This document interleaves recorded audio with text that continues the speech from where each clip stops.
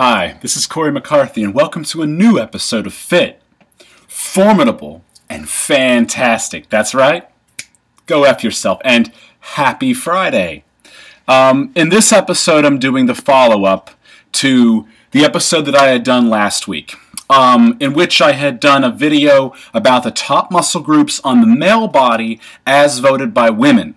Well, this week, being that it's a follow-up, it's a sequel episode, this week the table is going to turn. As promised, I will discuss the top female muscle groups as voted by men. Some of these may surprise you, some may, some won't, may not, and some are just obvious, I suppose. You might call them obvious. I know I did, being a guy. So anyway, the list I'm working from this week came from a Huffington Post article, which obtained its results from an online poll where 500 men had voted. Once again, the list included body parts you can't really enhance in the gym, like the eyes and the lips and the feet even. So I narrowed the list down in ascending order to the #1 spot, that is. So it's going to be going toward #1 spot. To just the body parts, the muscle groups more specifically, that you can enhance through diet and training. So let's kick this off. Starting out, the first one is the back, specifically the lower back. To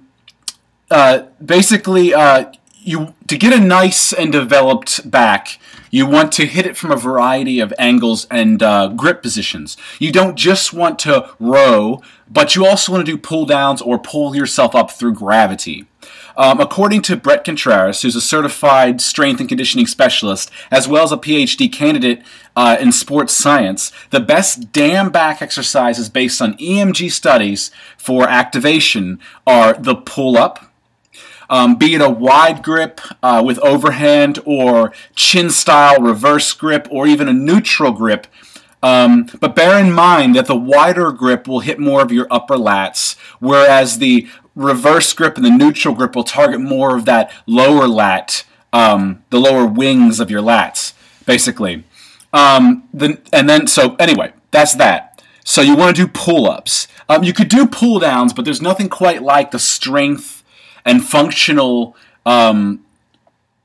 abilities, functional strength and functional use you can get from learning how to pull your own body through gravity. They both work the same muscles depending on hand positioning and grip and all of that, but they're totally different dynamics. So personally, I prefer the pull-ups, pulling yourself up through gravity versus the pull-down. It's more challenging as well. Next will be the dumbbell rows. Now, I'm sure this is a very common exercise. You'll see a lot of people doing the dumbbell rows. These will hit both your upper lats as well as that middle back thickness. They're essential in a back routine. They're really great in a back routine. I highly recommend them. The next is the prone dumbbell rows facing an inclined bench. So basically what you do is you take an inclined bench, you set it to about a 45-degree angle. You'd lay down facing the incline, so your chest will go against the bench, the incline bench. So you're like essentially leaning forward against a bench, holding you up. And then with your elbows flared, you want to row with the dumbbells.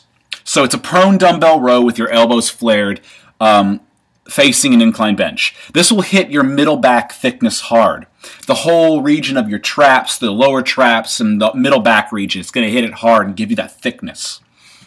That 3D look, especially from a side pose. Next is the almighty deadlift. I say that almighty because it is truly an almighty lift. It is a king of compounds. This movement works your whole damn posterior chain, from your legs to your butt, your entire back, including that lower back that men had mentioned being a favorite, to the traps. It also stresses your forearms and your grip. This won't just build muscle, this will make you strong. I'd kick off your back workout with these when you're at your strongest to give them your most, to give them your all, basically. So let's move forward. That's it for the back. The next muscle group that men find attractive on women is the stomach. Apparently, men prefer a little ab definition, but it doesn't need to be ripped. So, you know, a soft athletic look, I guess, is probably how I would imagine that. I said it in the men's video last week, and I'll say it again right now. The ab wheel rollout is one of the most comprehensive ab exercises that you can do. It also translates to a lot of functional, well, there's some I can think of right now at the top of my head, but they're not really. Well, I'll just go ahead and say it. For men, at least, you'll see your performance in the missionary position enhanced a lot by doing ab wheel rollout. At least from my experience. But anyway, moving forward, the ab wheel rollout is one of the most comprehensive ab exercises you can do. To me, it feels like a combination of a crunch, a leg raise, and a plank all balled into one. So it hits that whole abdominal region, with the exception of your obliques. You might feel it a bit in your obliques, but it doesn't really hit them as much. But it does hit the lower upper abs and that internal, your internal abs, the ones you don't see, what's underneath.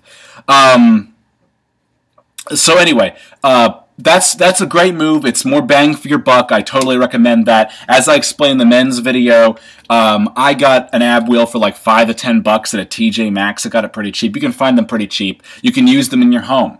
They're great. Just go to failure. It probably won't take very long because they're a very, very tough exercise. And when you get really good with doing them from a kneeling position, try doing them from standing and then going back up to standing. Next body part, the legs. And actually, it's one of my favorites. I'm just saying. It appears men generally like fuller sets of legs on a girl. So forget this bullshit the media is trying to impress upon women about starving themselves into a thigh gap, etc., etc. So just forget that. And men like a fuller set of legs. So, according to EMG readings, the best leg exercises for complete development are, and let's take them here in order, the barbell squat. You all know the meme, squat your way to a nice butt. Well, it does more than just that. To parallel, it stresses your quads.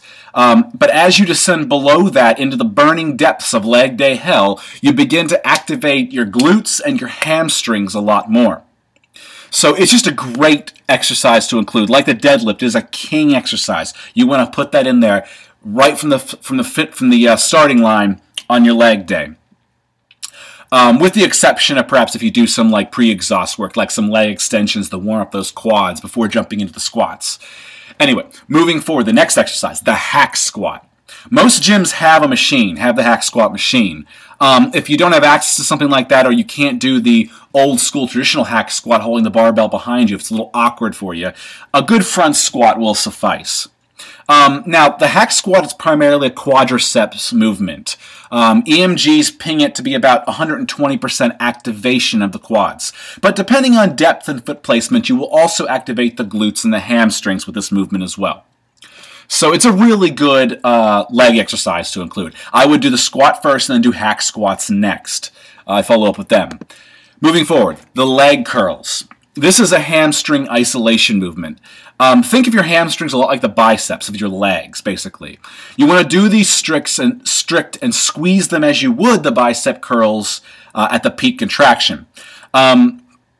The lying and single leg standing versions show the most EMG activation of 100%.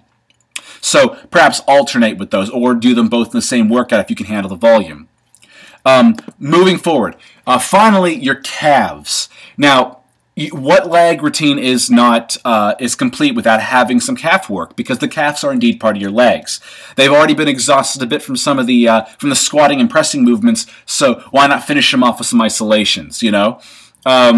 Donkey calf raises are in the #1 slot since they seem to activate both the gastroc and the soleus rather evenly, whereas standing calf raises mostly just hit the gastroc, and depending on how much or how little you bend your knees during a standing calf raise, you may or may not activate the soleus very much at all. For complete development, though, finish off with some seated calf raises to definitely hit that soleus, to isolate it a bit on its own, to give your calves that fuller shaped appearance. So that's your calves there. Now, for an optional set of movements, you could do the abductor and adductor machines. Now this will hit your inner and outer upper thighs. Granted, squatting with a wider stance will also smash the inner thighs, but putting a little time in on both the cleverly called the good girl and bad girl machines will add those finishing touches in the physique and strength department to your legs. And you'll probably notice a lot of girls seem to love the abductor and adductor machines. But I think a lot of women are mistaken to think that if they use those machines, it's going to somehow burn fat from that area of their body. So if you're watching this video and you're thinking that, nah, it doesn't work that way. If you want to burn fat, consume fewer calories, and or put yourself into a deficit energy-wise with exercise. If you want to burn fat, your aim should be to burn fat via diet and exercise, not spot reduction through an exercise alone. It doesn't work that way. Spot reduction is actually a myth. So now, moving forward, the number 2 spot, the butt. Now, this is another one of my favorites also, consequently, but you'd think this would be in the number 1 spot, actually. I actually thought it would be as well, but it isn't. It turns out men like variety in the butt department, whether it be small and petite to full and shaped. They like variety. There seems to be a pretty even taste here. Now, while your butt has already been subjected to ample stress from a good leg workout alone, given the squatting and pressing movements that you have been doing or should have been doing, it could also use a little targeted attention for that perfection. Now, Brett Contreras, who I've mentioned before, also known as the glute guy, so he's kind of a specialist in this department, recommends the hip thrust as the number 1 ass building exercise. So Google that and do it.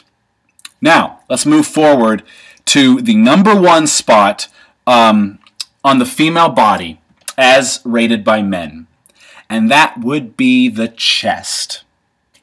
Now, bear in mind, aside from augmentation surgery and procedures, there's no way to increase the size of your breast tissue, but you can perk things up a bit by working the supporting muscles underneath it all. Now, according to Brett Contreras, the best chest exercises are the dumbbell bench press, and I went over this last week's video for men, and the same thing applies here. You can alternate between dumbbells and barbells. Dumbbells allow for a deeper range of motion, but barbells allow for more of an overload. So both have their place, so mix it up week to week. The next would be the dumbbell incline press. Again, same with the flat bench variety, mix it up, barbell and dumbbell. This move targets the upper chest region and can help prevent that saggy chest look by filling the upper pecs out. And now, also, the next one would be the dip. Again, I discussed this one last week as well. It's Arnold even says it's one of those exercises a lot of people mistake as being a triceps movement, but in fact it does work the chest pretty well, overall in fact. A slight lean during the movement puts more emphasis on the chest and removes it some from the triceps. This is a great movement to get good at.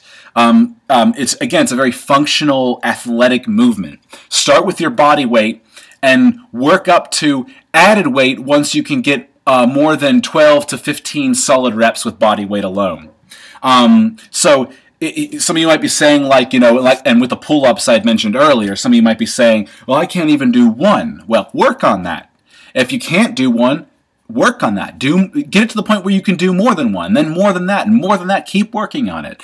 That's the name of this game. The name of this game is progressive resistance. It's progressive overload. You don't want to stay the same. Otherwise, you will continue to look the same. So work on that. The dip is a great movement, so get good at it. And there you have it. Once again, you want to work everything. You don't want to just limit it to these particular body parts because you think that's all men are going to look at. But it does help, to know what gets the looks from the opposite sex, because we all want to look better. We all want to be attractive. It's just human nature. Or even get looks from the competition in the sexual attraction department as well. They're women who might be looking at you and saying, and noticing your enhancements you've made in the gym, and feeling bitter, jealous, or hell, wanting to know what you did, depending on what kind of person they might be. So there's nothing wrong with putting a little accent on those body parts, but don't neglect everything else, in light of these, or you will be hurting yourself in the symmetry department, which will cause a wreck of a physique, as well as possibly creating injury-inducing weaknesses. So that's really all I have to say about that. And some of this, you know, I went over in the male video last week as well. It's the same basic thing. Anyway, if you guys want to add anything to this, you want to discuss anything about this, leave it in the comments below as per usual.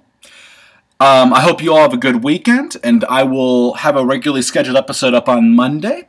So until then, stay fit, stay formidable, and stay fantastic. I will see you around.